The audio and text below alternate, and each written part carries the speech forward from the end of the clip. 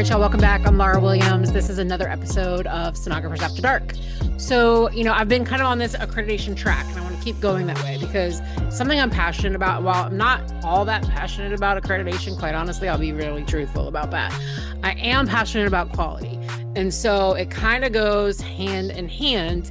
And so I've been working with my ACS class on kind of how to position yourself as a leader in the industry and how to position yourself to have sometimes difficult conversations around quality and how to really truly build and implement a quality program. And so I thought I would go ahead and bring that conversation here too, because it's something that is not always natural and not always easy to accomplish. And so there's some roadblocks that we encounter in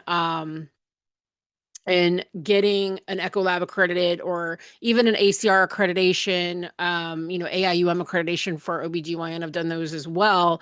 I will say I've definitely adopted more of an echocardiography accreditation consulting and vascular ultrasound accreditation consulting role over the last decade, more so than ACR and AIUM.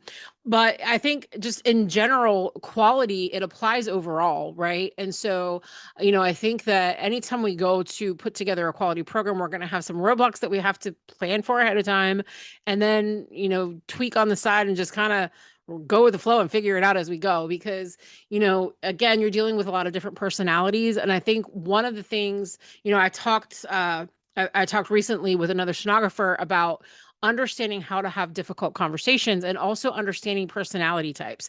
And I think I've talked about this before too. There are 4 main dominant personality types. If you take any personality quiz, any personality exam, disc profiles, all of these different profile kind of characters that you're going to find 4 main ones. And some of them might have an offset one here or there, depending on whatever quiz you're taking or course you're taking. But, you have 4 main dominant personality types. And so, and a lot of times with our profession, we encounter the same one over and over and over again, right? So one of those is like the energy of power and like being in charge, being in control. And I think a lot of cardiologists are there, right? It's the truth. Sorry. Don't shoot the messenger. It's true. You know it. You like to have this kind of authority. You like to be, take on a challenge, and you like to, just kind of win, right? Like it's the win mentality. Everybody wants to win. And so there's kind of those people. And then you have people who are very analytical and very precise and there's cardiologists that fit in that pocket too, and sonographers as well. Very analytical, very detailed, very just kind of focused on the data and data driven. And of course, cardiology is data driven, right? And so you'll find a lot of researchers in that mode, a lot of high functioning sonographers and clinical researchers are really in that like really data driven mode. And then you have people who are kind of like hippies, right? So they're just kind of like, they go with the flow and they're just kind of natural and they just want everybody to get along and they just want peace and they just kind of, want things to be mellow and, and so they're usually very easygoing, but sometimes they're so easygoing, they might not stick to exam protocols, right? And then you have people who are just kind of way out there and they're just kind of fly by the seat of their pants and they do whatever they want and they just really don't pay attention to protocols at all. And so you have this dynamic mix in your labs that you have to figure out how to have conversations with every single one of those people. And a lot of being a leader and managing a lab, right? So managing as a supervisor, a lead tech, technical director, whatever that looks like, right? From up to directorship, it's all about working with people. And so how can you work with this personality type that's sitting in front of you that likes it this way and likes to be talked to this way? And they don't understand, when you have someone who's like power driven and wind driven, they don't understand the person who's like doing whatever, fly by the seat of their pants. So then you have this dynamic in your lab of people who might not get along or might butt heads or might just not see eye to eye on stuff. So you have to be able to, as whether that is as a consultant working with a customer or client to really bring on and implement a quality improvement program, or whether that is as a an employee, a manager, a leader, whatever that looks like, you have to kind of be able to bridge the gap between those different personality types. And not to not be true to yourself, because you do have to be true to yourself, but you have to be able to kind of fit into being able to have a conversation with them in a way that they understand, right? Because the person who is win-win-win doesn't speak the same language as the person who is fly by the seat of their pants. They don't understand each other. And so if you can kind of bridge the gap between them and help to bring some understanding in the lab and bring some, middle ground, right? That's kind of the role of an ACS, advanced cardiac sonographer, and the role of a leader, really. Honestly, that's what it boils down to. So, going back to that accreditation piece versus quality piece and how that all kind of goes together, I talked before about kind of implementing a quality improvement program, but part of that is also implementing a structured reporting program and being able, you have to, there's so many qualifications that you need, and there's also so many things that you have to hit on. And again, the invent of PAC systems and structured reporting has significantly improved this, because most of the time now, you have a structured reporting set and it just kind of goes into your PAC system and you're good. But if you don't check that box, or you miss this box, or you forget this, physicians are human, right? So our physicians are human, and we as an ACS role or walking into a quality role, you have to be a physician extender. And so you do have to understand the reporting requirements that come along with IAC accreditation in order to hold the quality banner up, right? And so you do have to be able to kind of speak to it. You have to be able to understand, okay, what are our current guidelines for left ventricular diastolic dysfunction? What are they? If you don't know them, then you're going to have a really difficult time disseminating that information to maybe some cardiologists who didn't read the latest guideline, or maybe, your staff, your sonographers who don't know that they actually probably should go get a decel time, if they don't have other parameters, or maybe they need to do left atrial strain, right? So if they don't know these things and you are tasked with being able to bring quality to the lab, you need to know back and forth your ASC protocols. You need to know your guidelines. You need to know your IAC accreditation standards too, including your reporting templates. So and there's a lot that goes into that. Obviously, depending on your accreditation type, if you're going for adult transthoracic versus TEE, those vary, right? If you're going for pediatric echo or fetal echo, those you have specifics for each type of modality of accreditation. And so you have to, whatever it looks like, whatever you are, taking on as your role for an ACS role, leadership role, whatever that is, you have to know back and forth your IAC standards, and you have to know back and forth your ASE guidelines. So, do I know all of them? Probably not, but, I know where to find the information, and that's the key to start, right? So start by reading constantly. One of the things that I tell people is that echocardiography is a lifelong journey, because I didn't start out in echo. I started in general ultrasound a long time ago. So, and I've been doing echo for over 20 years. So, I started out in echo on the job. And so I had to be a sponge, and I had to learn fast, because I was kind of thrown into working in clinical with, a preceptor who I'm so grateful for. And she like drilled me on stuff, and, but I had to learn on the fly as I was going. And so sometimes that's challenging, but for me, I think it helped me because it made me have to seek out information and learn it really, really fast. I didn't have the option to learn and then go to scan lab and then maybe get a clinical. And then, no, I was learning on the job as I went, and it was fast paced. And so I was jumping into TEEs and doing, I was in all of that. And so, for me, I think that that's the best way I learn anyway. So I learn by doing. I learn by seeing and doing. That's really how I learn the best. But because of that, I've had to learn to know where to get the information that I need, because I didn't learn book knowledge. I didn't learn book knowledge back then. And I've actually so I think of all the regrets I have for when I learned Echo and how I learned Echo, I wish that there was a didactic program that I could have done alongside of my hands-on on the job training. Now there is, I offer it, just so you know. So if you are learning on the job and you have someone who's willing to invest in you and to drill you and train you and teach you and mentor you, but you're still kind of missing that didactic piece, I offer that. That's something that I do have a kind of a cross-training bridge program that's available at iheartecho.com. So, you know, you have to be able to be invested in your own learning, in your own pathway to becoming better every day at what your craft is. Your own learning in your own pathway to becoming better every day at what your craft is. And so I think that's really where the guidelines and the standards all come in, you know.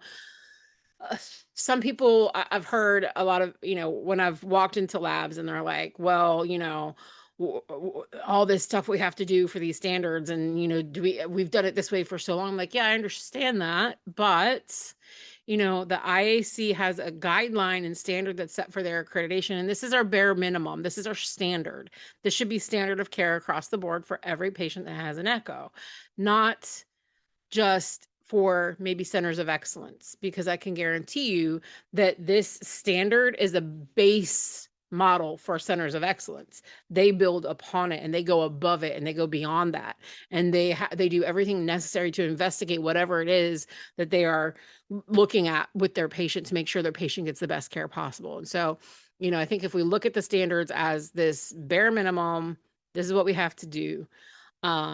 Then it brings a level of quality into our exams. So with reporting has been probably the bane of my existence. Again, it has been the most difficult thing to get everybody on the same page. Yes, hack system makes that easier, but I think sometimes it's very challenging to kind of bring physicians alongside you in the accreditation process. So I think that those are conversations that have to be had when embarking on a quality program, is to make sure that your physicians are all kind of on board and that you have a medical director that is willing to have hard conversations as well, because you as the technical director can have hard conversations with your sonographers as long as you have administrative backing to kind of push the quality initiatives.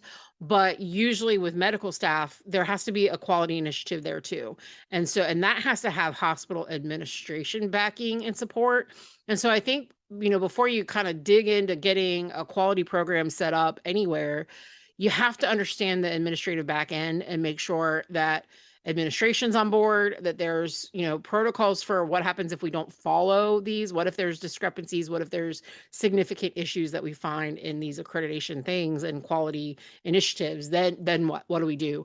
And so those conversations, you as a technical director may or may not have the ability to speak with a physician if you find that there's disparate results, but your medical director does. And so you really have to build a great relationship with your medical director. If you are the technical director in that lab, be very direct with your medical director and very able to have very open conversations, and being able to, you know, really work with them so that they understand all of the reviews you're doing and they're able to communicate that to the medical staff. So this is a presentation that I share with my customers as well, that they can, again, just disseminate information to the team, to the staff, set those guidelines and those expectations in advance. So it just kind of walks through what's required in the transthoracic report. And it breaks down what's in the guideline to a simple method. So I think that's also part of accreditation consulting and or, you know, being a lead, being a technical director, is you have to be able to, again, take what's in the guideline and be able to communicate it well and effectively so that it's adopted and so that it is not just boring, here's my guideline, right? Here's my standard. It is let's work through this. Let's talk through this. What does this mean for us? How are we going to implement this? Right. And so this is just, again, an example that I provide to my customers so that they can have these conversations, right? What's critical? What's required? What do we have to make sure is in our reports? Our blood pressure has to be there. It has to be taken at the time of the exam. All of these little things that seem insignificant, but at the end of the day, if it's not on your report, you can't submit that case for accreditation. So then you might have had a beautiful, gorgeous study that this sonographer spent 60 minutes of their time doing every single possible evaluation that they could, and it was perfect. And then you're missing information. So the report can kill your accreditation. It can make it or break it. And so this is usually something that needs to be established well with your protocols before you even get into thinking about getting case studies figured out, right? Case studies come later. This is simply get these reports in order, make sure everybody's reading on the same page, make sure everybody's doing the same thing and allowing for, they have to not just say the measurement, but we have to talk about these things, right? We have to talk about our valves. We have to talk about whether it's normal or not, or, the fact that there is either presence or absence of regional wall motion abnormalities. It's not that we can just say, regional, not talk about it. You have to say whether it's there or not. So there's a lot of things that are very particular in the wording of the IAC standards when it comes to reporting that has to be implemented in. And your valvular regurgitation, right? So valvular regurgitation, you can't just give a number. You have to make sure that what your report text says actually lines up with the number that's listed in the value section, right? So if you say that there's mild TR, but yet your numbers don't reflect that, then that's a discrepancy. So you have to just make sure, again, there are, even though the PAC system has a lot of guards up now and there's a lot less room for error than there ever used to be, there's still room for error. And so we still have to just check these things and make sure that, that everything is concordant and that there isn't any major discrepancies there. And then, you have to have timeliness in place, right? So part of the reviews that we do for quality, we're looking for the timeliness of the report. So the interpretation has to happen within 24 hours of completion, but the final signed verified report has to be 48 hours or the next business day if it's a weekend, whichever is longer. And, in the era of, pre-PAC system, et cetera, it used to be that we would have interpretation, and then in between those two steps, in between interpretation and the final report, we would have this transcription phase, right? Most of the time that has now been phased out with the implementation of structured reporting PAC systems. So the interpretation, when it is signed off and finalized at 24 hours of completion, now most of the time that includes our final report, right? Because the physician just signs it right then and there. But if there is a gap in there, if there's a transcription phase that's happening or something, other type of review process, then that final report has to be within 48 hours or the end of the next business day. And then our stat workflow, right? We have to make sure that, number one, the sonographer knows what's critical, right? What patients not to let go, what patients to flag as, this is a critical finding, tamponade, aortic dissection, thrombus, et cetera. And then, there has to be a process in place for how that's communicated, right? So if there's a stat finding that is communicated as a preliminary from the, number one, the sonographer can't give that interpretation. It can only come from the interpreting physician. So that interpreting physician has to speak with the referring physician and give that information out. And then what happens if there's a discrepancy? If what is stated in that preliminary report has to be documented. And so then what happens if that isn't documented? That's a problem. Number two, what happens if that's documented and then in the final report it says something else? There has to be a discrepancy policy in place to make sure that there isn't any, issues with what was said during our prelim not being what the final report said. And so all of these policies have to be in place too. And that can be somewhat daunting, I think, for new people that have never done accreditation, but they're not hard. There's plenty of samples. I've sold sample policies for accreditation for years on my website at iHeartEcho.com. And so there's options like that available that you can actually purchase and then revamp to be your own. The IAC also gives I think a few samples out as well. So policies aren't that challenging. They can be done, but there's a lot of policies that do need to be established, right? And then also from there, just checking that report. There's a lot of pitfalls that can happen. That missing blood pressure, copying and pasting errors, especially now in the age of, structured reporting and pack systems, just copy paste stuff, that's a problem, right? If there's an issue with, it being copied and pasted wrong, and then, making sure that we have values to our assessment. So saying, LV function appears preserved, but you don't have any GLS or any EF values associated with it. You have to have values with your statements.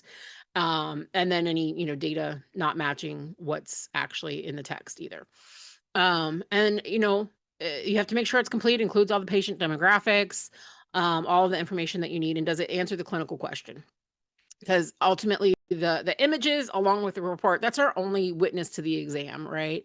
But a lot of times our referring physicians don't receive the images, and so they never know if something's different. They go by what's in the report. So if they get a report, that's all they're going to go off of. They're not going to necessarily go pull all the images and check to see this, and this. They're going to go off of the report. So that is our final witness to what happened during the exam. And so again, just refer to those guidelines, those standards, get to know them, get to love them. If your role is going to be an ACS type of role, a leadership type of role, technical director, quality reviewer, whatever that looks like, get to know your guidelines and standards and get to love them. Read through them. Let it be something that you consume and backwards and forwards. So that's the best advice that I can give on that, is just to know, your standards. So appropriate use criteria is something that was established in 2011. And it was basically the need to make sure that the exams that we're ordering are actually appropriate. And there's a lot of information there which goes through every type of kind of referral base and whether or not an exam is ordered appropriately. And so we're going to score that with every quality review that we do so that we have all that data to say that we've done an appropriateness review of our data, because we have to do 2 appropriate use criteria reviews per modality per quarter. And there's different ones for transthoracic, transesophageal as well. And then we're going to just check off what was actually performed during the exam. And this software is designed to give scores based on your answers. And so it will actually produce a quality score at the end. So basically we say, yes, this is on this image. Yes, this was adequate depth. Yes, the zoom settings were good. They didn't use colorize on every image. It was because that happens. And that they used ultrasound enhancing agents when they were supposed to. That they made an effort to define any suboptimal views. So this goes beyond what's required by accreditation, because this form is well beyond what's required for accreditation. There are forms that can be used that are much simpler than this. But this is something that was built to not just take the accreditation basics, but go beyond that into quality and really helping to form quality critical thinking sonographers in the lab. And so that's what this is designed to do, to then give that feedback to your sonographers. It's asking, are there deficiencies noted? So then you would just put in there, because this gets disseminated to the sonographer as well. So in this review, they're going to get a copy of it that says, okay, the aortic valve had some deficiencies. This was viewed well, but so we want to be careful when we're filling out something like this, like any type of review form, that we're providing constructive feedback, but that is also not brutal. Okay. Don't tear your sonographers down when you're doing quality reviews.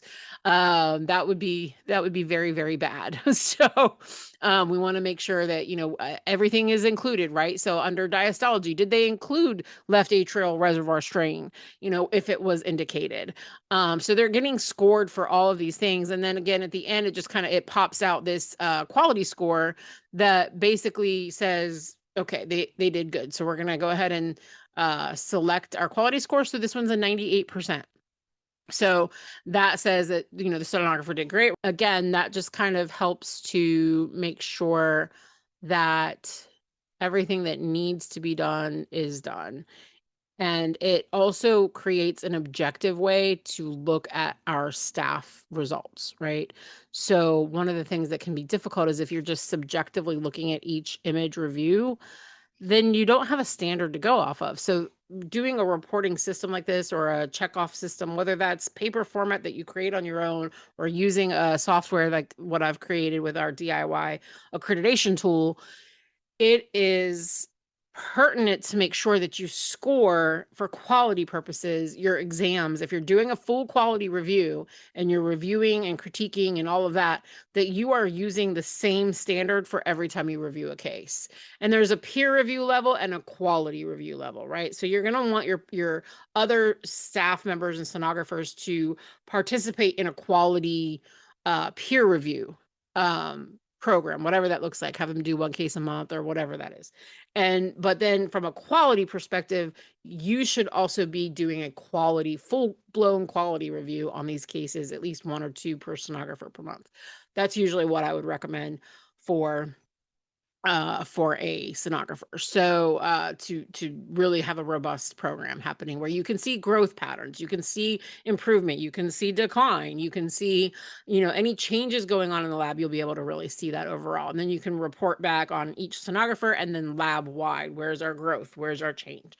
So we know what to address when needed, right? If you have one sonographer that keeps getting the same ding on every single one that, maybe they're not evaluating diastology well, then that's a learning opportunity for that sonographer that you can go back to them and you can say, okay, your quality score overall is good, but you keep missing this. So let's have a conversation around why. And so I think it's a opportunity to use as a learning tool, an insight tool into your team and into your lab. And it helps to really drive change. So that's why I created the software I created. Again, DIY accreditation tool, shameless plug for it. That's okay. It's at app.iheartecho.com. And it will really help your team to boost your quality. And then we can track it, right? Is this acceptable to submit to the IAC? So this helps us to know that either it's acceptable because there was pathology that could be used, or maybe it wasn't acceptable because there were reporting issues. And so this helps us to go back to those physicians, provide this information to our medical team, medical staff member, and then be able to have meaningful conversations around what needs to happen to improve quality in the lab. So that is how I do that. Again, there are some forms that the IAC offers, and I have some just very generic forms as well. You don't have to have an elaborate form system to do this. You don't have to have an elaborate software even. Quite frankly, I mean, I sell one, but that doesn't mean you have to have it. Is it helpful to really organize everything and be able to have a clear picture and understanding? Absolutely. But do you have to have that? No, you can start with a paper form, an Excel spreadsheet, and keep track on that. As long as you're logging everything and you're keeping track of everything and you have the same type of scoring system in place to where you are able to really drive change, that's all that matters. Again, I'm Lara Williams. This has been another episode of Sonographers After Dark. I'll see you next time.